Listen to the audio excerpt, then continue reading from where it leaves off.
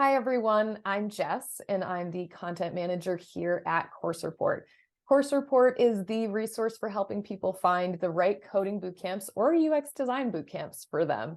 You can use the Course Report website to research the best coding and digital skills bootcamps all over the world, as well as insights on which languages to learn, where to apply, and how to fund your very own bootcamp experience. One of the job titles that we're seeing on more bootcamp grad resumes recently is UX researcher. UX research is an important part of UX UI design, and today we're really lucky to be speaking with Jaime Creixems about the basics of user research. Jaime has been working in UX design for the past 20 years, and today he's a design advocate at Sketch. Jaime is also a mentor at Springboard, so he helps students in the UI UX career track throughout the curriculum and throughout their capstone projects. So Jaime, thank you so much for taking the time to talk with me today. Before we dive into all things user research, first, I'd really like to know, how did you get into UX design? Did you take like the traditional or a non-traditional path? Definitely not traditional, but first, thank you, Jess, for inviting me. I'm very happy to be here and to be sharing a little bit about, this world of user research inside the UX UI design, world is. So yeah, definitely not the common path. I am an engineer, right? So I am a computer information engineer. So I come from the engineering side of things rather than the design side of things. But I always had a little, vibe for design, and I've been designing for the past 20 years. I've seen, the field evolve, the industry evolve, and turn into, we used to be web designers or webmasters, and now we are UX, UI designers. We're designing apps. It's more about the interface and how the user flows, right? And that immediately leads you to, well, who are these users and how do we get to know a little bit more about them? And that's what the entire research, branch of UX design comes in. As I evolved in my career, I have done, I work for all kinds of companies. Bigger companies will usually have more budgets to dedicate to research and to understand the needs of their users. Smaller startups tend to be faster and quicker and iterating, and sometimes they don't have that much budget for that. But in the end, I had come to learn and love research quite a lot, and think that without it, you cannot really know what you're doing. Nowadays, it's very necessary. And what inspired you to become a UX design mentor at Springboard? Well, I always had a thing for teaching, I guess. I was a high school teacher of computer science, like in 2008. That's about 15 years ago. Oh my God, time flies. And so, it was such a great experience. And those were students that kind of like didn't want to be there, right? It was part of the course. So, when the opportunity came with Springboard, it was meant to be, because you can, you work, you do it from home. You do it with people that are really interested, that are making a change in their careers, that are just exploring into this, that are passionate about it, right? And I find it's so beautiful. Honestly, it's really beautiful to see someone that has no idea about design become a fully capable junior UX designer with a job at the end of this course. It's so great to see them grow, see them make mistakes, see them try and be frustrated and try again and be happy and be completely proud of themselves, once they get things done. I enjoy it a lot. I guess it's in my nature. I love teaching and educating and communicating and creating community. And this is a great way of, scratching that itch. Yeah. So for our viewers who aren't really familiar with user research, at a really high level, how would you define user research? User research is what lets you design the thing that you want to design, right? The purpose is to put your design project kind of into context, right? It will make you understand the problems, right? The whole point with the research is you understand what are your users, your audience is struggling with, right? It also getting to know who they are, right? Getting to know your audience. Sometimes you don't even know what your audience is going to be, right? And also kind of like how they will be using that product. What needs do they have? And how, the product that you're creating will help them get there, get from A to B, get them from, to solve that need that they have. That's user research in a nutshell. There's a series of techniques that our students learn in Springboard, but also that we apply in the industry all the time that help you understand, synthesize, and get the right products, for the right results from that research. All right.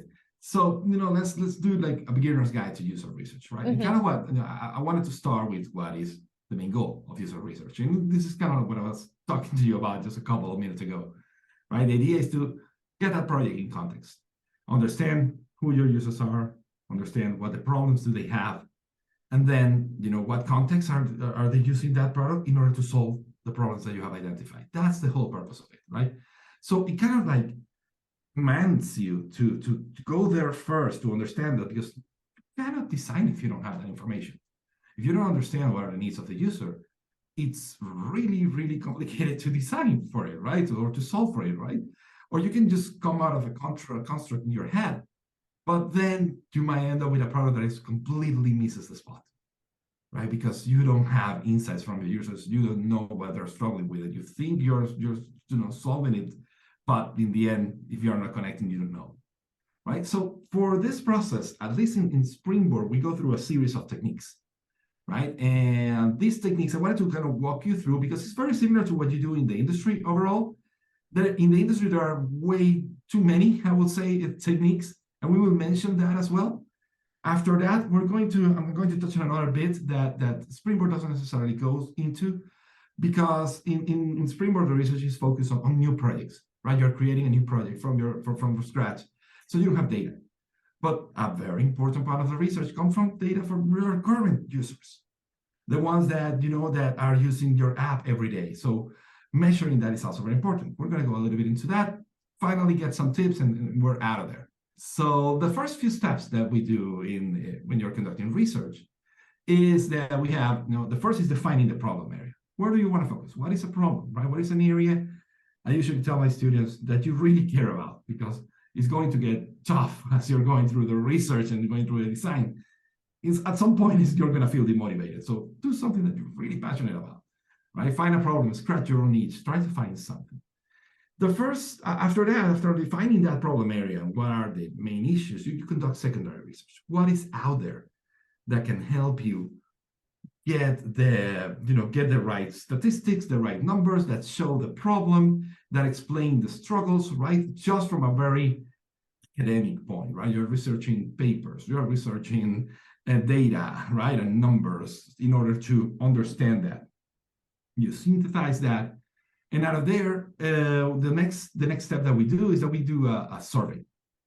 We push it out to the world, and that survey has two purposes: understanding who that audience might be, right? So we're asking a little bit of demographic questions, like, well, if you're male, female, so age, range, right? What kind of profession do you got, or something like that? And then you also have like pain points. What are the main pain points? What are the struggles that you have within that context, or within that problem that we identify?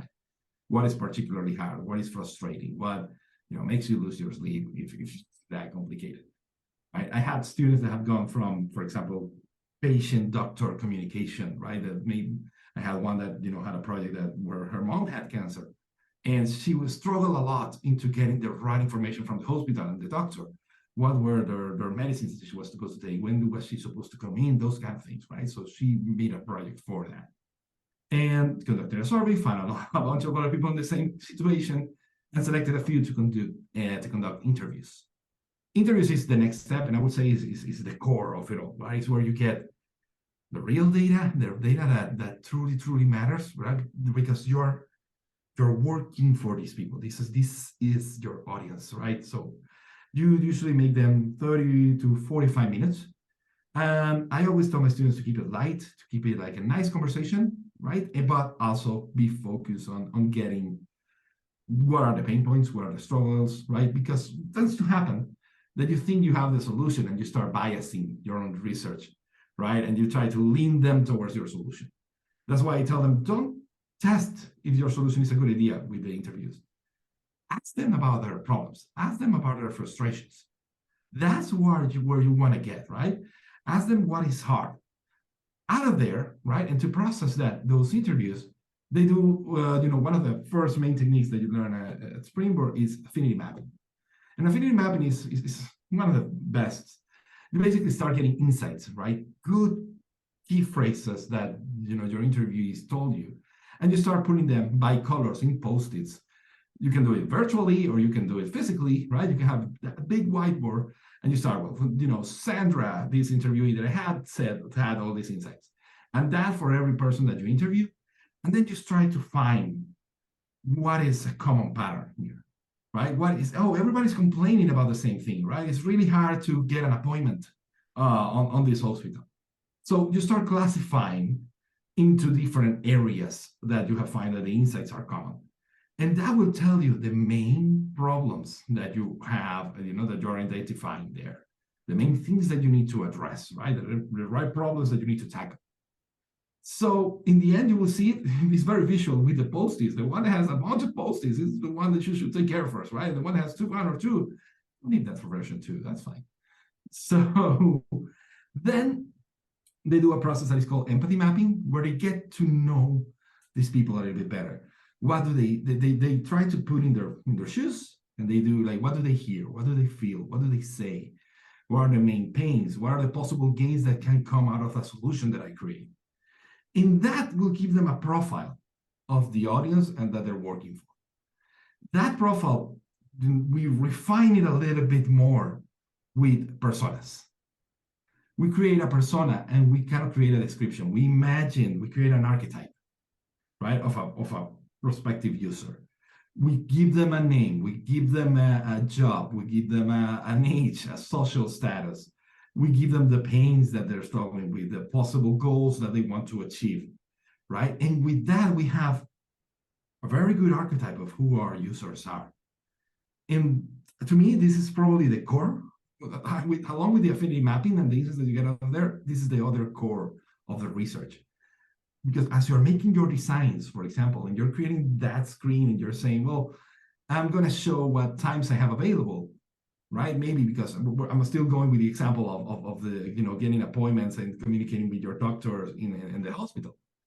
You might get like availability, but it turns out that maybe your persona doesn't want the availability. He wants to be picked for you. He can go anytime. He just needs to go to the doctor.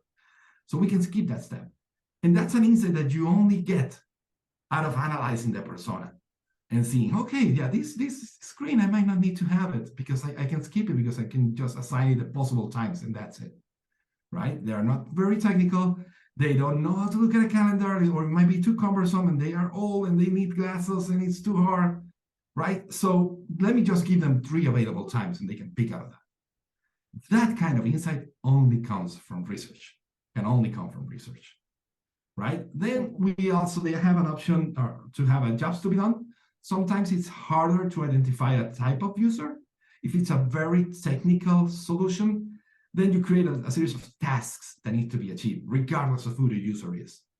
That is also another framework that can help you. Well, to solve these tasks, we need to go through this, and this step, right? So you get that jobs to be done is also a good technique when it's a little bit less about the type of user and more about the task that needs to get done. Finally, out of that, they get some insights. They distill those insights, right? What are the main problems? What are the possible solutions? And with that, they create what is called the how might we statements. And those how might we statements, you basically ask yourself, how might we solve for communicate or connecting the hospital and creating an appointment service that really works? How might we provide the users with the right medication that they need to take at the right time? How might we help, right? So you start asking those questions on how might we address these problems that we have identified and we have refined. And finally, out of there, you start creating what is called user stories, right? So you start creating, depending on the profiles and the personas you created, you can say, well, as a user or as a patient, I want to get an appointment within the same week for my doctor. And there is a very specific process of doing this. And the reason for being so specific on how to write it, like as a profile, I want to go so that I can purpose, right? It really follows that structure. It's because that if you use the Jerkins language, it can get all the way back to the QA process. After you design, after you develop, you can create tests for it and analyze the functionality automatically. So it really helps the process of the QA people before release. It really makes them. The user stories can really help them. So that's the main view or the main process of the research that our users do and our students do at Springboard. Yeah. And when we're thinking about UX design and user research, how do you differentiate between like qualitative and quantitative types of insights? Yes. So at this point, probably the thought that I just gave you is more qualitative than quantitative. Quantitative, it's more when you already have users, already have very good data that you can go through analytics and see performance and see flows, and see funnels, right? What steps are my users taking, and what is the journey map of a particular user through the app, and you can see where they fall down or where they bounce back. And quantitative data will give you, but I always tell every student, even quantitative and qualitative, both, they give you the problems. They don't give you the solutions. It's very easy to fall into the trap of, okay, so we're seeing that, the numbers on this landing page are falling fast. So we need to just tweak here and there the landing page, and that's it. And maybe your users don't even want a landing page, right? But you're not seeing that problem. You're seeing them bouncing back and you think it's a problem with the landing, but if you don't go and ask them and research and understand them, you don't know that extra step of the landing might be cumbersome and might be the reason why they're falling back, and you might need to get rid of it. So user research is so dependent on actual users. I'd love to know, how do you recruit participants for these user research? That's always hard. It's always hard. Yeah. There's a couple of good services out there. There's one called Chameleon, and there's a couple of others that are really good to help you, get some users. You can do it quickly for surveys, right? But also you can do it for interviews. And what in our case, what our students use, because some of these tools tend to be pretty expensive and they are reserved for the bigger companies that can't afford or have a budget for that. And our students, what they do is that they go out there in the world. They ask their friends, they ask in Reddit, they ask in community forums, they ask in different websites, and they start getting back answers and questions. People are surprisingly willing to help and really love to have their opinion heard. So there's more people than you may think when you reach out that are willing to help you and give you a hand if you phrase it correctly. So once you've wrapped up all of your user research, how do you share that with stakeholders? Or are you also sharing this information like midway through the user research? Yes, in the case, usually you create a little presentation, right? And that little presentation kind of sums up all the techniques that you have applied, right? So I wanted to browse also to some of the other techniques that we use in the industry, right? I mentioned a few, but we have, usability testing and focus groups and car sorting and, analytics, as I mentioned before, A/B testing, those kind of things. You can summarize all of that in a little presentation and go to your, product managers, or go to marketing, or go to, whomever needs to, the stakeholder that really cares, the client could be. And tell them, here, these are my main conclusions, right? Based on all this data that I have analyzed, based on the interviews that I conducted, based on the insights and the personas that I got here, what we identify is that we need to address this, and these other points first, right? And the way to solve them is more towards this and that solution, right? So a little presentation always helps. You can always create a little report as well, a PDF. I always, whenever there's an opportunity for that, I always tell my students that it's an opportunity to design, right? You're learning design, make a nice presentation, make a nice report, so that it's easy and digestible and easier to understand and process. And what are some of those favorite tools of UX researchers? I'm guessing Sketch is probably going to be on there. Yeah, definitely. Sketch is one. I will mention our biggest competitor, Figma, as well. Figma has FigJam, which has a whiteboarding tool, which is very good, actually. But also, there are, for whiteboarding, usually whiteboarding tools are really good when it comes to research and synthesizing.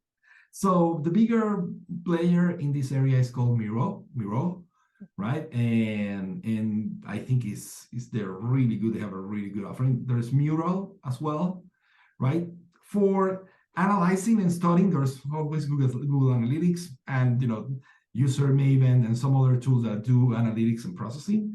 There is Hotjar, And Hotjar is also really good to understanding how users are flowing through your page and kind of like the hot zones and what is, the main areas. And there are plenty of tools out there, but I would say that to summarize and to sum it all up, a whiteboarding tool is really good. Sometimes your design tool, in this case, Sketch. I'm doing that today, right? I'm showing you this in Sketch, but also, FigJam, Mural, Miro. Those are really good alternatives for summarizing all the results and getting all the data. They also have templates that have all this already pre-made, so it makes your life really easy. Oh, also, I would like to honorable mention to Notion, because it's really a good tool also for documenting and for analyzing some data. So yeah, Notion deserves definitely an honorable mention here. If you already have an audience, if you already have an app out there, it's very important to go to your analytics, to your customer satisfaction indicators, to the user feedback that you're getting, to your sales teams, or conduct customer service. Get the data also from your current users, right? Not only the new ones. And finally, 3 tips before we jump off. It's dig deep. And by digging deep is get to know your users well. And for that, you need to empathize. Empathy is the key tool to have the open mindset, the learning mindset, and to really understand your users.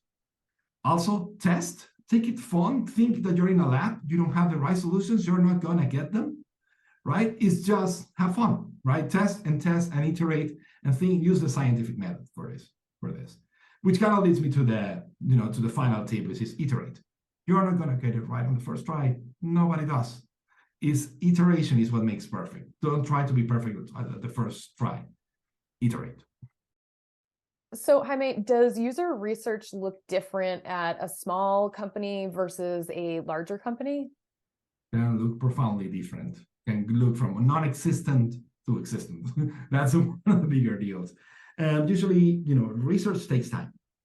That's more than a big cost. It takes time to understand, to analyze, to empathize, to process those results. So you have your design team or your researcher team dedicated to that, right? And you might need them designing, you might need them creating things, you might need them to show the next iteration of your product. So if you don't have a big team where you can have people dedicated to the research, sometimes it's the same UX designers, right? So you have a resource that is conducting research, and if you as a company don't value it, it's gonna look cumbersome. So smaller companies tend to conduct either very quick research, a lot of benchmarking, a lot of comparing to other tools, right, that are similar to the product that they're offering, rather than going to their users. Also, established companies that have a product that is successful tend to have better data because they're getting analytics from the use of their own product, right? So it's easier to conduct research that way. It's easy also to fall in the trap of numbers. So, I always recommend dedicating some time to interviews and to getting to know the users. But a bigger company, if they care about research, it's a blessing because you have all the resources that you need and you have everything. The thing is that sometimes they just don't, right? So matters more, honestly, the culture of research inside a company than the size of the company. That makes sense. And at this point, do you feel like all UX designers should know how to do UX research, or can you kind of specialize in one or the other? I think I have found in every student that I have, and I always tell them to the new ones that are starting, they fall in either one or the other side. The process of UX, I kind of think that it has 3 steps, right? You have the research, you have the ideation process, and then you have the final design, UI design process, right? The proper creation of the interface, the visual side of it. Depending on the nature of a person, they love the research and they really care and they connect and they are, little researchers and scientifically minded, right? And they love that part. Then the ideation, kind of like everybody likes it, or everybody has some fun with it. It sometimes gets tiring, but it's usually really good. And then the visual UI side of things, you have the students that enjoy it or love it, and this is what I've been wanting to do, and they've been for months on trapped on the research and not liking it, and now they're doing what they like. And the other ones, the ones that like the research, just like struggle so much, and I don't know how to make this look right. So I find that designers tend to land on one side or the other. Right? I get it from all my students and from the teams that I have worked with as well. Should they know both? I think it's a good idea, and I think they should respect both, right? It's important to respect the process of each discipline. And as you know, as this expands and grows, it's going to get more and more specialized. So you're going to start seeing more like, interview specialists probably, or design ops, design systems manager, rather than a UI designer. It's as the UX discipline, as the product design discipline expands, there are going to be more and more specialized roles. So nowadays, I would say it's safe to specialize in either on research or in visual UI design. But it's even going to get like there are going to be more specific choices in the process, right?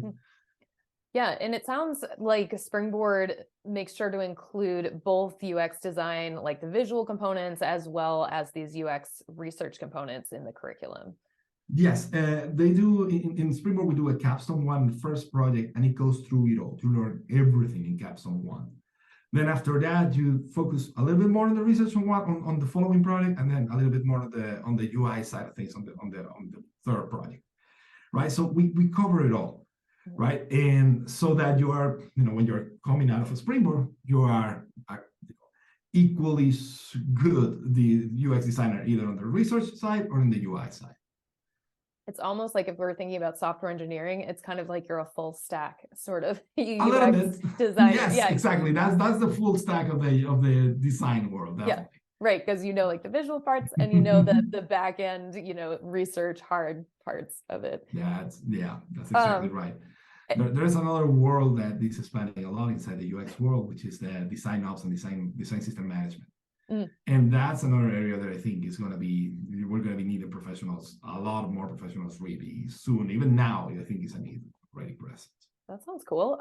Is that like more of a senior type of role, or it's still kind of being created? Yeah. Yes, because it's a very architectural role. You need to start thinking about your components and how they evolve and how do they look in different devices, and how do you make your designers' lives easier by creating the right components with the right variations and apply them in the right places, right? So they can work with it faster. It can get dense, but it tends to be for more senior people. But in the end, I think it's going to be its own specialty that you can learn and come as a junior design systems manager. That almost seems like project management or like big picture, like you said, architecture kind of components. And then for anyone who's thinking about Springboard, but they already know they want to get into UX research, do you have any recommendations on like how to just start either self-teaching or even groups online that they should join? Yeah, so, the main thing that you need to foster is curiosity. If you're not curious, you're not empathetic enough, you're not, interested enough, and you're not going to be a good researcher. If you want to get started on this, there's plenty of resources online that can help you. There is I love Smashing Magazine. I have loved it all my career. there is a guy that I really like, actually. It's called Anthony Hopday. He's more about visual design than research. But if you go to his blog, he has a lot of good content on that, on visual design and visual design rules, right? Creative blog. Dribble is good, but it tells you kind of like the result, doesn't tell you the process, right? Sites like Web Designer Depot, The Next Web, they are UXDesign.cc as well. Those are really good sites where you're going to get really, really good content. So also the blogs of many of the tools out there, the blog of the InVision blog, the Sketch blog, the Figma blog, they have really good insights and articles. Even some companies that do really good design, for example, Spotify has an entire blog dedicated to design at Spotify.design, and they share a lot of insights on the process that they follow to create their design systems and how they create things. What else? UXmovement.com, UXplanet.org. There are plenty of resources out there that have really good content on UX that you can start learning on your own. But honestly, the real value that I have found in courses like Springboard is the value of connecting with a mentor one-to-one every week and guiding you through that process, motivating you, keeping you there. There's a value to that no article can give you. And trust me, I am a self-learner. I learned through the articles, and sometimes it was really discouraging and exhausting.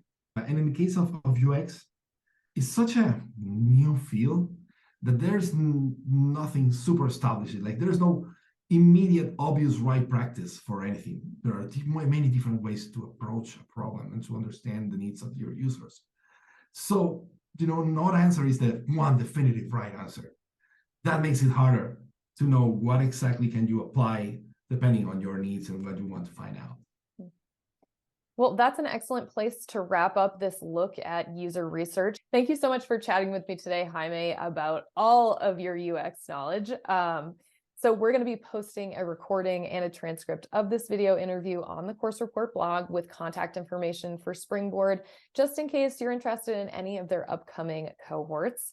And thanks so much to all of you for watching. You can tweet at us, email us, and let us know which topic you'd like us to cover next on the Course Report blog. And in the meantime, follow Course Report on Facebook and Twitter. And if you're a bootcamp alum, don't forget to post a review of your bootcamp experience on Course Report. Your review is a huge help to anyone thinking of getting into tech today.